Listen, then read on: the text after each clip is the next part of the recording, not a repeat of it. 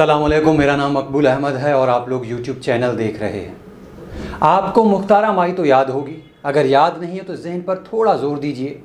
2002 में ज़िला मुजफ्फरगढ़ की तहसील जतोई के एक गांव मीरवाला में मुख्तारा माई का गैंग रेप हुआ था। ये जुल्म एक मकामी कबीले की पंचायत के फैसले का नतीजा था।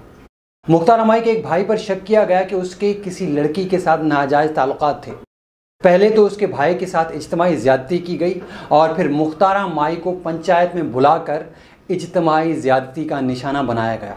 उसी पर बस नहीं किया गया बल्कि उस मजलूम औरत के कपड़े तार तार करके उसे बेरहना हालत में पूरे गांव में घुमाया गया। पंचायत वालों का ख्याल था कि मुख्तारा माई इस जुल्म पर खामोश रहेगी, लेकिन उसने अपने साथ ज़्यादती करने वालों और पंचायत के अरकान पर मुकदमा दर्ज करा दिया। मीडिया ने मुख्तारा माई का भरपूर साथ दिया, जिस पर उस वक्त के हुक्मरान जनरल परवेज़ मुशर्रफ बड़े नाराज़ हुए।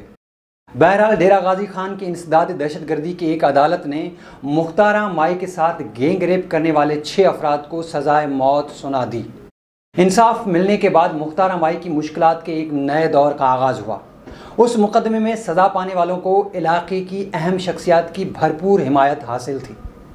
एक तरफ हाई कोर्ट ने मुल्ज़िमान की सज़ा मुअत्तल कर दी तो दूसरी तरफ हुकूमत ने मुख्तारा माई का नाम एग्जिट कंट्रोल लिस्ट में भी डाल दिया।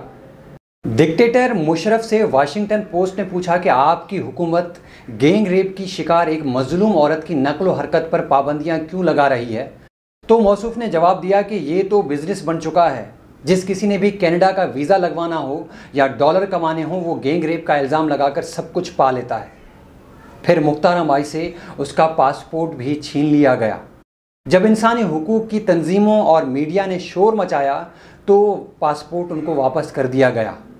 मुख्तारा माई को जुल्म के खिलाफ आवाज़ बुलंद करने पर बैरून मुल्क तो बहुत पजीराई मिली, लेकिन पाकिस्तान में उसे मुतनाज़ बना दिया गया।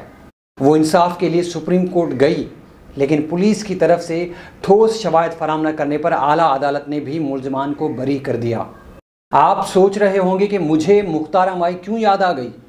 जब लाहौर पुलिस के सरबराह उमर शेख ने हाल ही में गुजरपुरा के करीब मोटरवे पर 3 बच्चों के सामने उनकी मां के साथ 2 अफराद की तरफ से रेप की वारदात पर कहा कि उसने घर से निकलने से पहले पेट्रोल चेक क्यों नहीं किया और वो रात के वक्त जीटी रोड की बजाय मोटरवे से गुजरांवाला क्यों रवाना हुई, तो मुझे परवेज़ मुशर्रफ याद आ गए। जुल्म की शिकार ख़वातीन को ही जुल्म का जिम्मेदार करार देने की रिवायत उन्होंने ही वतन अजीज़ में डाली थी। मुझे उमर शेख के लहजे में परवेज़ मुशर्रफ बोलता नज़र आया।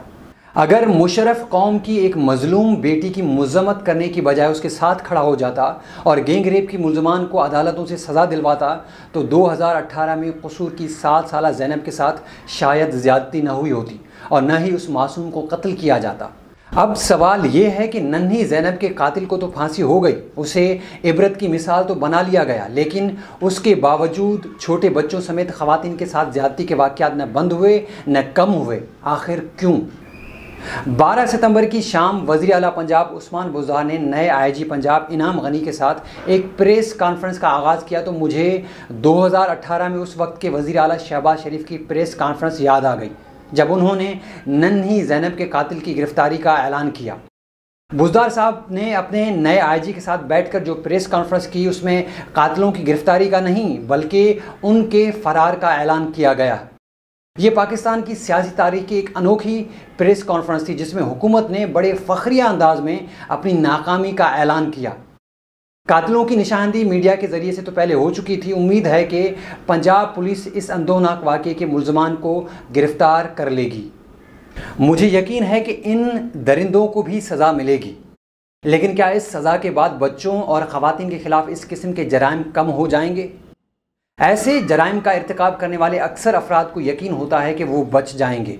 मोटरवे पर खातून के साथ ज़्यादती में मुलविस एक मुल्ज़िम आबिद पहले भी गैंग रेप की एक वारदात में मुलविस रहा है और सज़ा से बच गया था।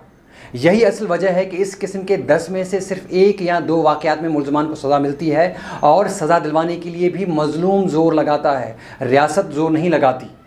अभी चंद माह पहले की बात है कि सिंध के शहर सेवन में एक औरत ने पसंद की शादी कर ली। उसके वालिद की शिकायत पर पुलिस ने औरत को गिरफ़्तार किया और सिविल जज की अदालत में पेश किया। सिविल जज ने वालिद और पुलिस से कहा कि आप अदालत से बाहर जाएं, मैं मुल्ज़िमा से उसकी मर्ज़ी मालूम करना चाहता हूं।